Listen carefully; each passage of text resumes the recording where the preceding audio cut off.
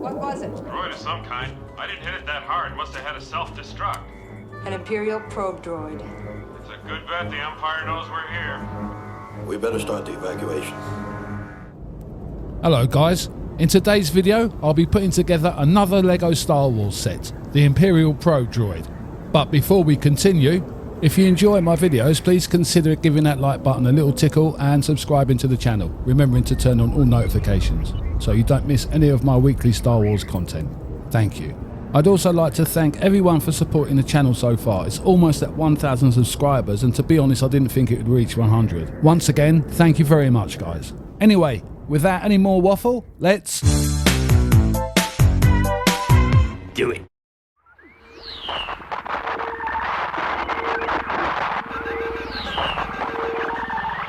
Built by Ardkid Industries, Probe Droids were originally created to locate resources in asteroid fields. Probe Droids were used in the Republic era for peaceful exploration.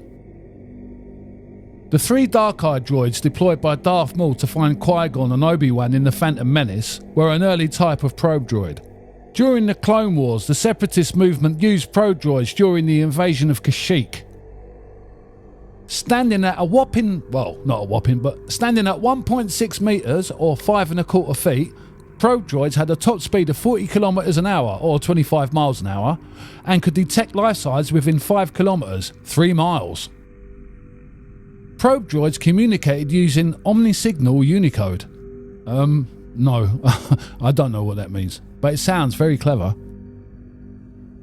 Right, this is my favourite fact. I'm not sure if it's legends or canon. I did check, but I can't remember. But hey, Imperial Probe Droids were fitted with a blaster cannon and self-destruct system by order of Darth Vader himself.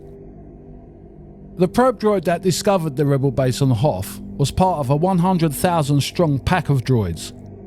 These were sent to multiple points of the galaxy under the Empire's Project Swarm operation.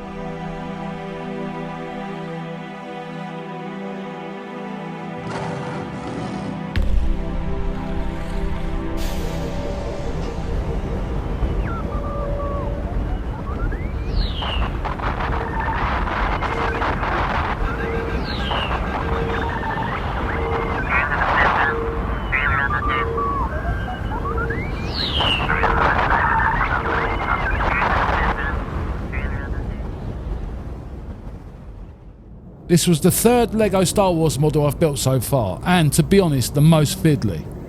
That's not to say I didn't enjoy the build though, I really did.